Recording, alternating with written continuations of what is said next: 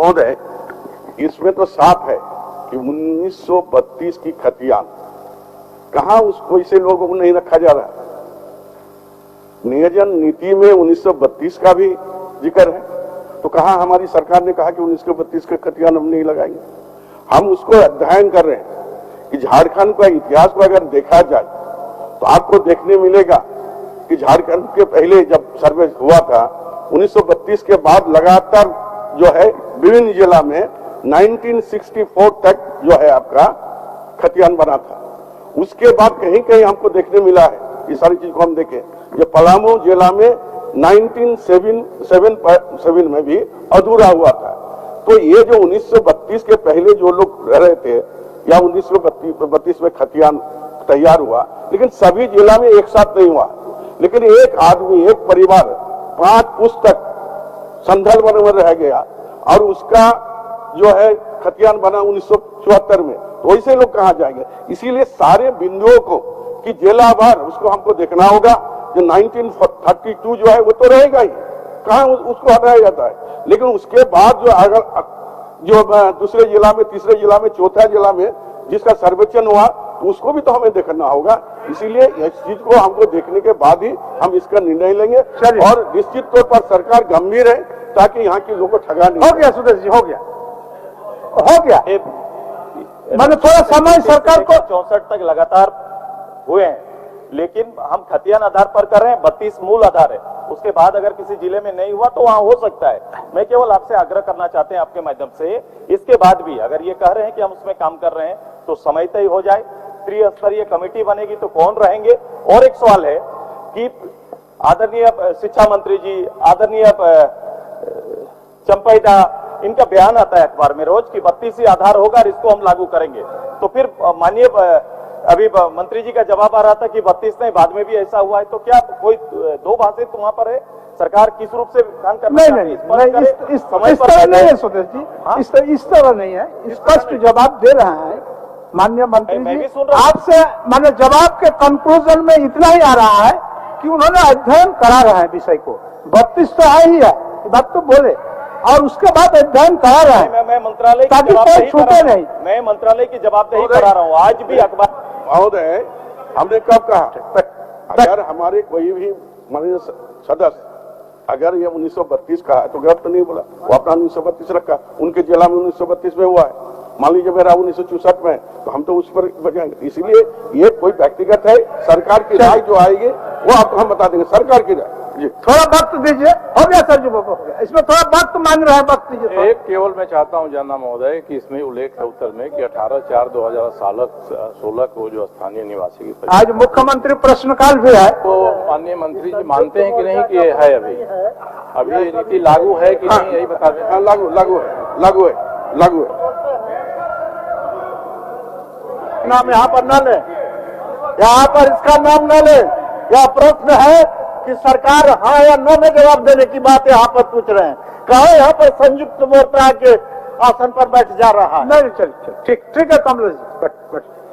अब मैं तारांकित लेता हूँ। माननीय इरफान साहब का 1 नंबर में क्वेश्चन है। बंधु जी बोलिए, क्या सूचना है? सब आदमी सूचना दीजिएगा। 3 माननीय सदस्य खड़े हैं। 1 मिनट इरफान साहब, क्या बोलना चाहते? बोलिए। मैं अध्यक्ष महोदय, मेरा एक सुझाव था इसमें, लेकिन हम सोचे कि आप ले रहे हैं इसलिए हम पुट करने के लिए कर रहे। मेरा यही कहना था अध्यक्ष महोदय, उसी पर स्थानीयता पर। अध्यक्ष महोदय, पहले दिन तो आ चुका है, आपका सारा प्रोसीडिंग में आ चुका है। आप इसके पहले उस विषय पर कह चुका है, हमको जहां तक स्मरण है, और अच्छे कहे हैं। तो आइए फिर उसको दोबारा दोहराने से कोई फायदा है नहीं। इरफान सर, मेरा आप सदन के माध्यम से आपसे रिक्वेस्ट होगा महोदय, ये पुट जो कराते हैं महोदय, जिससे हम लोग का क्वेश्चन हमेशा नीचे रह जाता है महोदय। पुट का मतलब एक दिन तो बहस हो गया, फिर बहस नहीं हुआ, दूसरे दिन क्वेश्चन आ गया। मान्य सदस्य, हम लोग कहाँ जाएंगे? हम ये जानना चाहते हैं। मान्य सदस्य की व्यवस्था नहीं होनी चाहिए। नहीं, सुनिए मान्य सदस्य, एक मिनट मैं आपको बताता हूँ। पुट का मतलब है वो क्वेश्चन रह गया, और उस वर्ग का क्वेश्चन जिस दिन आएगा उस दिन सर्वप्रथम में वही पुट क्वेश्चन ही रहता है, इसलिए कोई दिक्कत नहीं। खान साहब ये कह रहे हैं कि अगर आपने किसी का पुट करा दिया तो अगले दिन तो उस विषय पर आएगा वो प्रश्न। हमने जो अगले दिन इन विषयों को डाला, एक प्रश्न उसका आ गया तो मेरे जो समय को वह प्रश्न खा जाएगा, फिर हमारा प्रश्न नीचे आ जाएगा, वह प्रश्न सबसे ऊपर होगा। ये पूट के विरोधी है, यही मेरा कहना है, ये साफ साफ कह रहे हैं।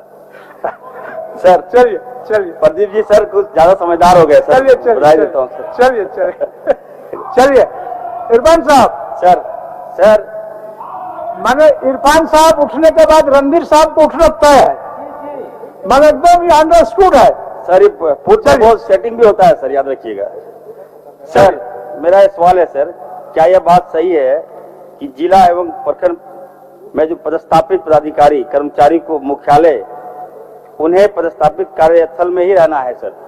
लेकिन सर मेरा जो पूरक क्वेश्चन है सर, जिला हो या प्रखंड हो सर, डीसी से लेकर सर प्रखंड विकास पदाधिकारी तक जिला में नहीं रहते हैं सर, बिना अनावश्यक सर, और ऑफिस नहीं जाते हैं, जनता ऑफिस जाती है, वहां से मायूस होकर लौटती है सर, कोई काम नहीं होता है, कार्य प्रभावित होता है, लोगों को लगता है कि नहीं हमारा काम, ऑफिसर ऑफिस में बैठते नहीं है। तो मेरा सदन से ये मांग होगा कि क्या सरकार कोई गाइडलाइन है पदाधिकारी को कंट्रोल करने के लिए, ताकि हमारी जनता ऑफिस जाए, मैं जवाब हो जाए। माननीय मंत्री जी। महोदय, माननीय सदस्य इरफान साहब का जो मूल प्रश्न है उसमें इनका कहना है कि पदाधिकारी जो है अपना ऑफिस में या उनका क्वार्टर्स नहीं होने के कारण या कुछ भी कारण हो वो बाहर रहते हैं।